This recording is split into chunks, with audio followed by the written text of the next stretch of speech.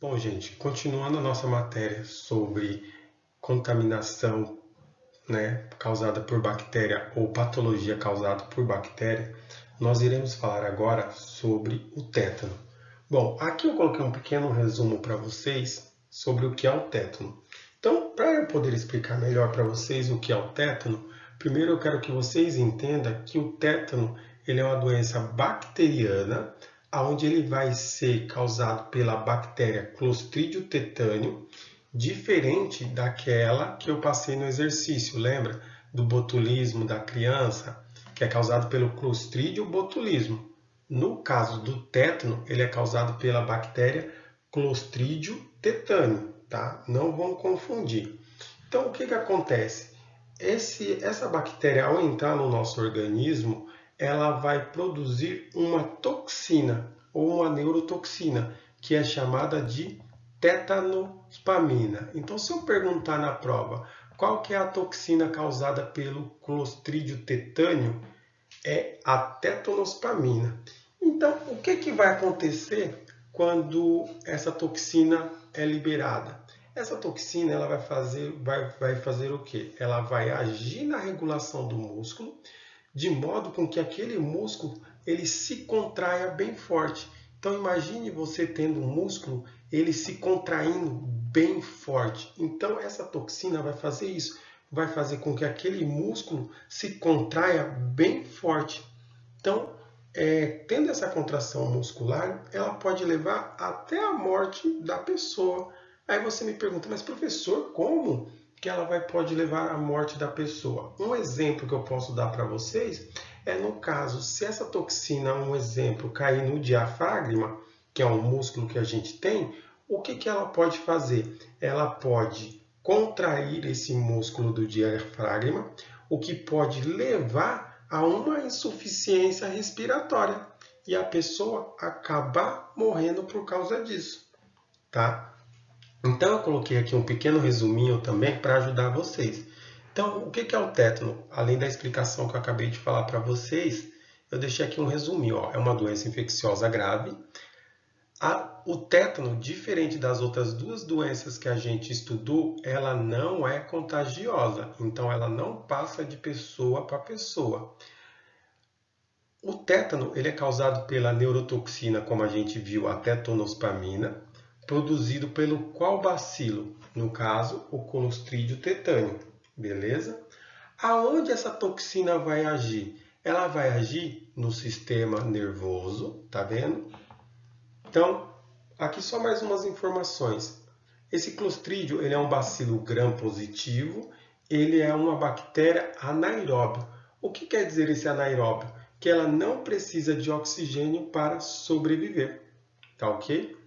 E quais são os hospedeiros? Onde que se encontra essa bactéria, o Clostridium tetani? Então, os hospedeiros onde mais tem são em fezes de animais, como cavalo, cabra, boi, porco, galinha e etc.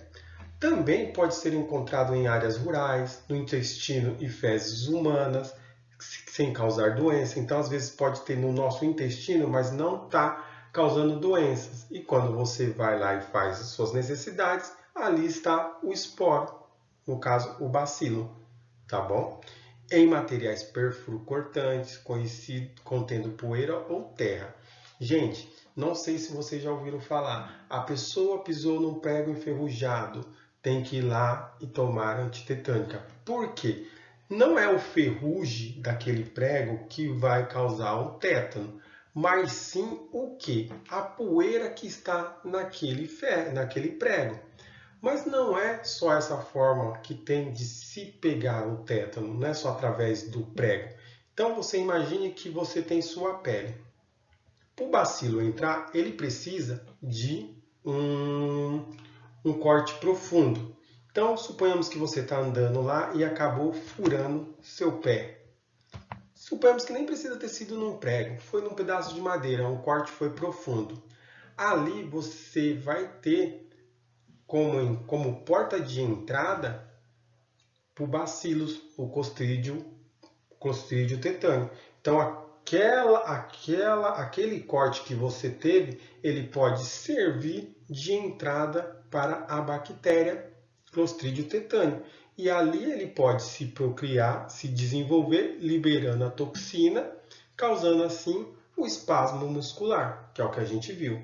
Então não é questão do prego enferrujado, mas a poeira que está naquele prego, ou às vezes você pode se furar numa madeira e o corte for um pouco mais profundo e você não fazer a limpeza direto, você não fazer a limpeza direito e você deixar como porta de entrada, ali vai entrar poeira, então naquela poeira vai vir os bacilos. Ou então o que acontece? Você furou o pé, teve um furo pequeno, você vai na rua, não andou, não colocou chinelo, não colocou nada. Ali você está permitindo que a bactéria entre. Então, para essa bactéria entrar, ela precisa de uma porta de entrada. O que seria essa porta de entrada? Seria um machucado, uma ferida profunda no seu corpo, tá? Que seria a forma de entrada do bacilo, tá ok? Beleza? Deu para entender? Então, como o bacilo ele vai entrar no nosso organismo?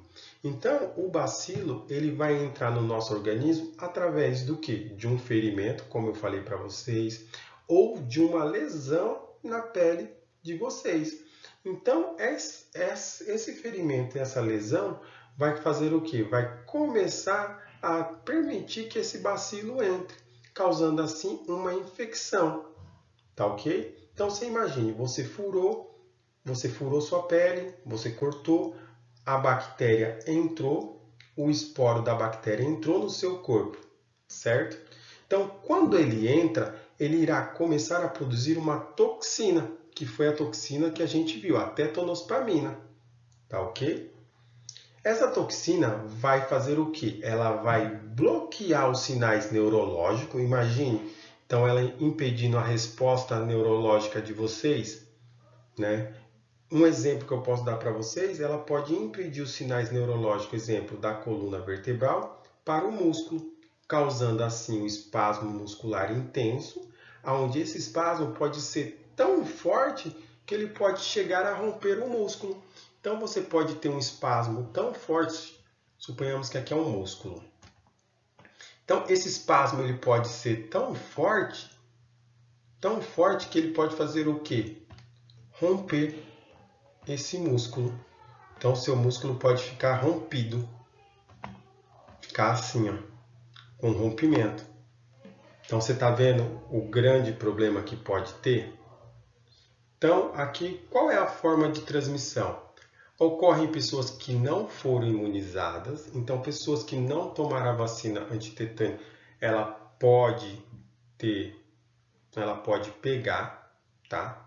A introdução do esporo bacteriano através de uma ferida. Então, o esporo ele tem que entrar dentro do seu corpo. Qual a forma que ele vai entrar? Através do quê? De uma ferida, tá? Então, você pode também se acidentar com algum material pérfuro cortante. Então, esse material pérfuro cortante que você acaba se cortando, se ele tiver pó, terra ou fezes de animais ou de humano, ele pode fazer com que tenha o bacillus e o bacilo do Clostridium entrar no seu corpo. Beleza? Então, neonatal também ele pode pegar o tétano através do cordão umbilical, por meio de instrumentos ou substâncias contaminadas, como teias de aranha, pó de café e etc. Antigamente falava, né? Fura o pé, coloca pó de café. Cuidado, tá? Com essas dicas de colocar pó de café no machucado. Tá ok? Gente, deu então para entender um pouco de o que é o tétano, qual a forma de transmissão e o que ele causa? Beleza?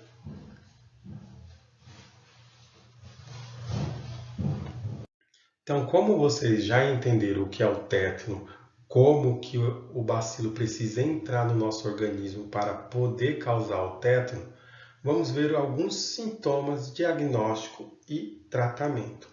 Então, os sintomas são febre, rigidez muscular, né? Principalmente dos músculos da face, trismo, tá? Rigidez na nuca. Quando há essa rigidez na nuca, há uma grande dificuldade para se deglutir, que é chamado de disfagia. Então, existe rigidez dos músculos, contratura muscular generalizada, pode comprometer os músculos respiratórios, causando risco de morte do indivíduo, que foi, lembra que a gente falou? Ela pode comprometer o músculo do diafragma e assim, o músculo do diafragma, outros músculos abdominais e podem causar o quê? Insuficiência respiratória.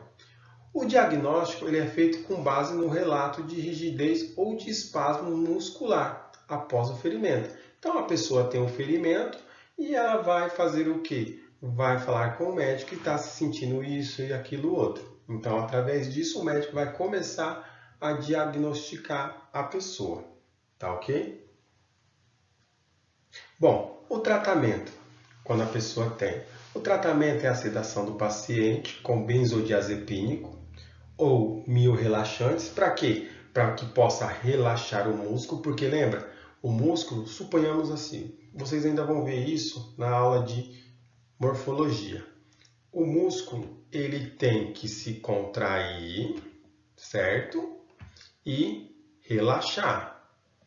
Suponhamos que aqui ele está relaxando. Então, a tendência do músculo é isso, é contrair e relaxar.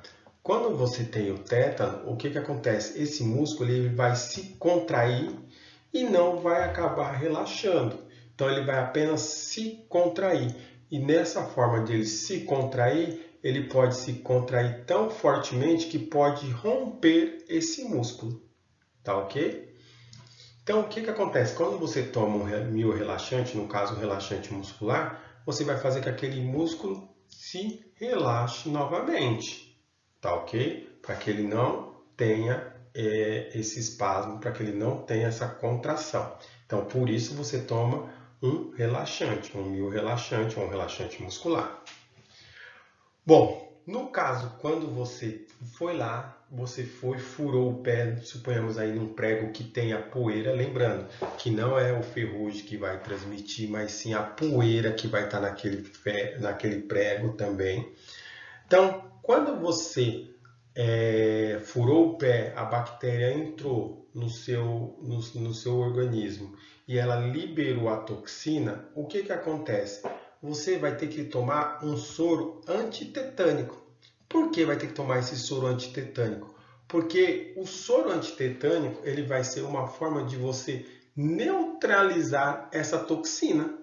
Tá? Imagine assim, suponhamos que você foi picado por uma cobra. Você não tem que tomar um antídoto, no caso como que eu posso explicar para vocês? Um soro para combater a toxina que aquela cobra tinha. Então é a mesma coisa no caso do tétano. Você vai ter que tomar um soro antitetânico para neutralizar a toxina causada pelo tétano. Tá ok? Bom, a imunização ativa com dupla adulta em caso de tétano acidental no momento da admissão. Também o antibiótico-terapia por endovenosa. Suponhamos que você furou o pé. Uma das formas também que vai ter é você fazer o quê? Fazer a limpeza do ferimento, mas não é a limpeza de qualquer forma. É fazer a limpeza com a retirada do tecido morto da sua pele. Então, o médico ele vai pedir essa limpeza também, tá ok? E através de analgésico também para evitar a dor. Prevenção. Bom, a prevenção do tétano como eu já falei para vocês, o tétano ele não é contagioso. Porém, mesmo aqueles que já contraíram a doença, eles não vão adquirir anticorpos. Tá? Então, por exemplo, você teve tétano, você não vai adquirir anticorpos, tá ok? Então, para se evitar novamente que se tenha o tétano, a melhor forma que você encontra é a vacinação, pois a vacinação ainda continua sendo a melhor forma de proteção para a imunização, tá ok? Então, o que acontece? Após a primeira dose, deve-se esperar o quê? 10 anos para tomar a segunda dose. Quem de vocês aqui já tomou a sua dose de antitétano? Porque a cada 10 anos você tem que tomar. Tem gente que não toma, correto? Se eu perguntar aqui agora na sala, quem já tomou sua antitetânica? Quem está com a sua carteirinha antitetânica em dia? Tomando a cada 10 em 10 anos? Acho que muitos aqui vão levantar a mão e falar que não tomou. Então, gente, a antitetânica é oferecida de graça. Vocês podem ir lá no posto de saúde, levar a sua carteirinha de vacinação para poder tomar a sua vacinação antitetânica. Lembrando que ela tem que ser tomada a cada 10 em 10 anos. Tá ok? Então, se você não tomou ainda, vamos lá. E outra forma de prevenção, além da vacinação, é como eu falei. Se você furou, é você fazer a limpeza bem da ferida. É você remover o tecido morto. Então, essas são umas das formas de prevenção contra o tétano. Beleza? Então, deu para fixar? Vamos lá, só para a gente fazer um breve resumo. Tétano é uma doença bacteriana causada pelo Clostridium tetani. Essa bactéria vai liberar uma toxina, onde essa toxina vai agir na regulação do músculo, né? Onde vai fazer com que esse músculo contraia bem forte. O modo de se adquirir o tétano é através do quê? Através de quando você tem um ferimento, né? Uma ferida profunda. Nessa ferida vai se entrar a bactéria ou micro-organismo, que é chamado de Clostridium tetani. Então, ele vai entrar dentro do seu organismo através dessa ferida, tá? E ali ela vai liberar essa toxina, beleza? Então, aqui só foi um breve resumo do que eu falei para vocês. Então, a gente vai passar para a nossa próxima bactéria patológica.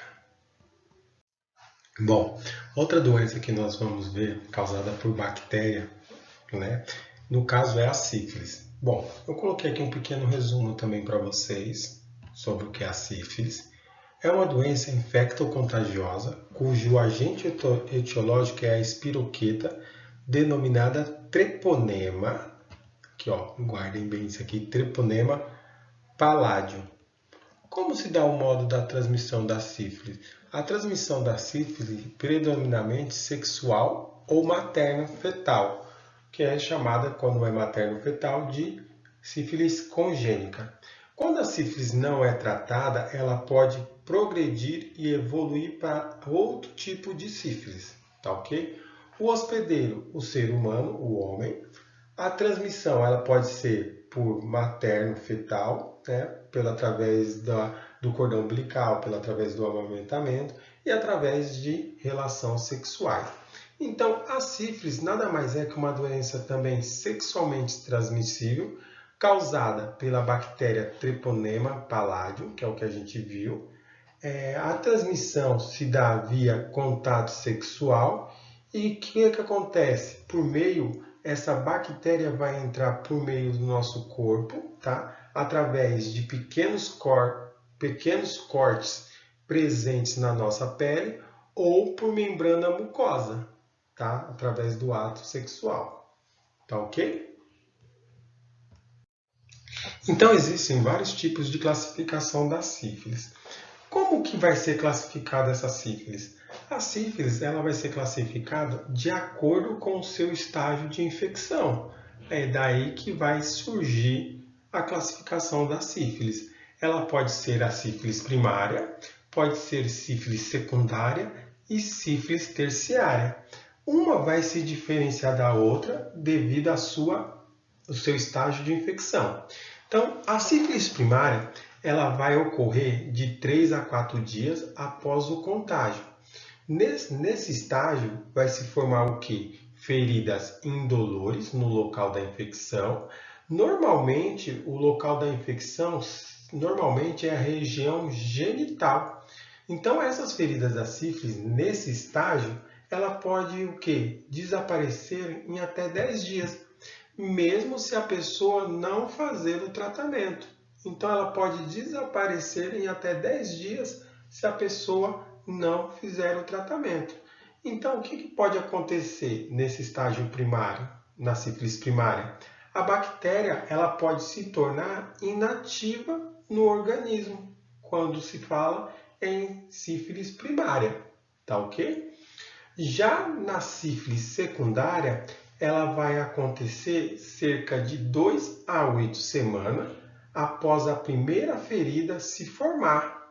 Então, pode acontecer em mais ou menos o que? 33% das pessoas que não trata a sífilis primária. Então, a sífilis secundária ela vai ocorrer em torno de 33% das pessoas que não trataram corretamente a sífilis primária. Beleza? Nesse estágio da sífilis secundária, o paciente ele pode apresentar vermelhidão pelo corpo, pode apresentar coceira, pode aparecer surgimento de íngua debaixo do baço, os gânglios das axilas podem inchar, tá ok?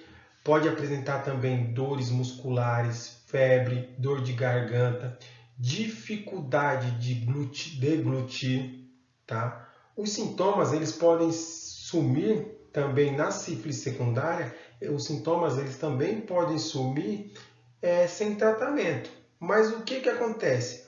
Uma vez a bactéria fica inativa no organismo, mas mesmo nessa fase, o vírus, na fase secundária, ele ainda é transmissível. Como vai ser a transmissão? Ao ter o contato com a região infectada. Então, a pessoa na sífilis secundária, ela pode desaparecer os sintomas, mas mesmo assim a pessoa ainda pode transmitir a sífilis.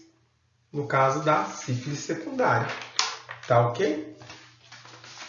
Já a sífilis terciária, o que acontece? Ela surge após um período de latência, quando não é tratada ou quando o tratamento foi incompleto. Então, a sífilis terciária ela vai surgir depois do que? Por exemplo, a pessoa teve a sífilis primária, não tratou corretamente, evoluiu para a sífilis secundária e ela também não tratou a sífilis secundária e passou para uma sífilis terciária. Tá? Geralmente vai acontecer em torno de 3 a 12 anos. Então, as características da sífilis terciária vai ser pele lesionada, ulcerativa, cutânea mucosa, osteoite, artrite, por aí vai. Tá? O grande problema da sífilis terciária é a dificuldade de se detectar, pois os sintomas são em grandes vasos, como horta, pode acometer o cérebro, olhos, corações ou coração. Então, para vocês verem que se a sífilis não for tratada corretamente, ela pode estar evoluindo para uma sífilis terciária. Tá ok? Como a gente falou no começo, a sífilis ela vai ser classificada de acordo com o seu estágio de infecção. Então, quanto mais infecciosa, vai ser o sífilis terciário. Tá ok? Diagnóstico de prevenção. Exame de VDR, né? Qual vai ser o tratamento? Esses aqui são os exames. Qual vai ser o tratamento? O tratamento vai ser a penicilina, né? IMB de 2.400 UI, uma vez por semana, por 2 semanas, totalizando 4.800 UI, ou dependendo da classificação, até 7.200 UI. Tá ok? A prevenção. A pessoa vai ter que fazer uso de preservativo, triagem de bolsa de hemoderivados. A gestante ela vai ter que fazer sempre o acompanhamento do pré-natal. Deve-se evitar compartilhamento de material perfluorocutante e o uso dos famosos EPIs.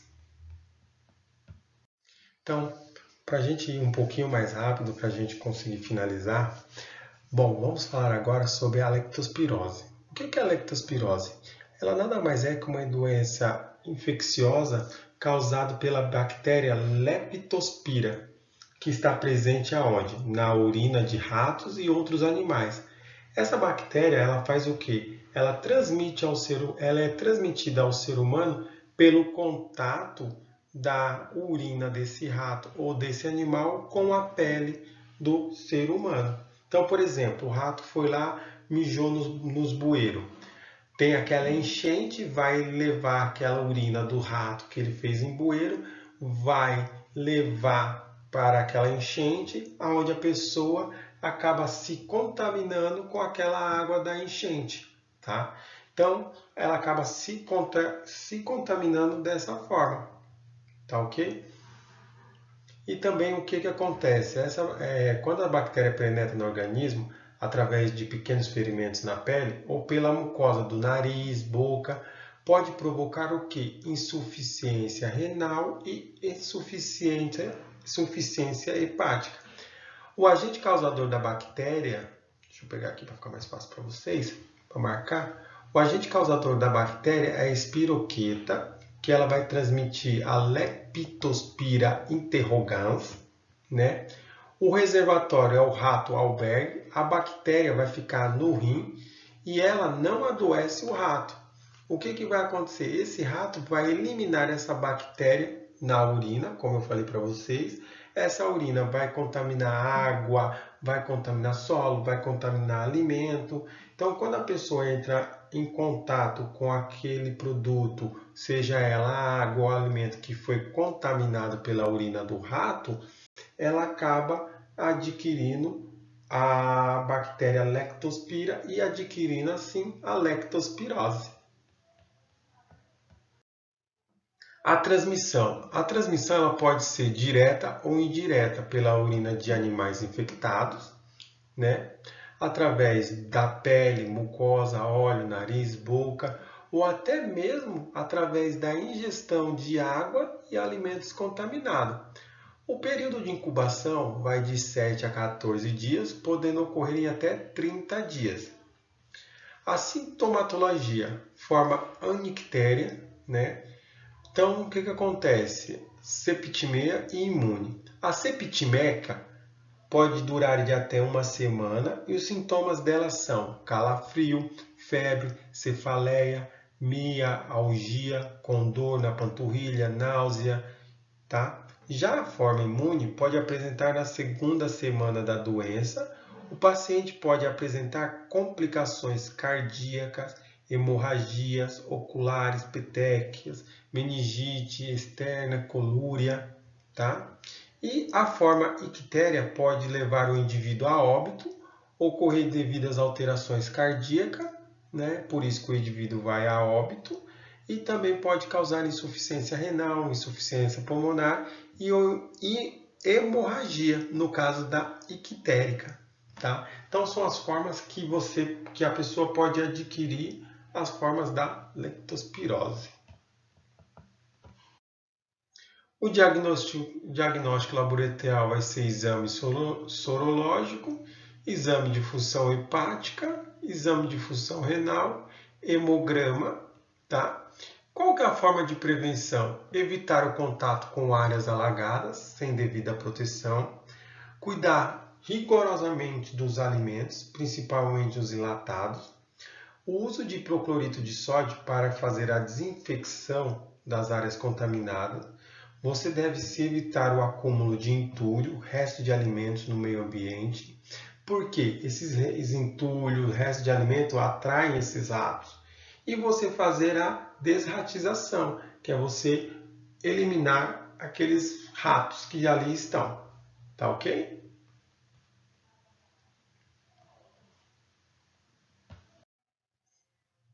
Bom, vamos falar agora pelo último, a meningite. A meningite nada mais é que um processo inflamatório das meninges que pode ser causado por bactérias, vírus, fungos e protozoários. Pode causar quadros clínicos leves ou até severos, deixando o quê? Sequelas. Pode até deixar sequelas no paciente. Meningite bacteriana são as mais frequentes, tá? Ela é causada pelo Streptococcus pneumoniae ou Haemophilus influenzas, tá? Também pela Neisseria meningitis ou meningite meningococca, tá? Qual é a forma de transmissão? Por via respiratória, gotículas e secreções nasofaringe de indivíduos infectados. Então, o indivíduo tem meningite, ela acaba transferindo gotículas para as outras pessoas, contaminando e infectando assim outras pessoas. O período de incubação é de 2 a 4 dias. Tá?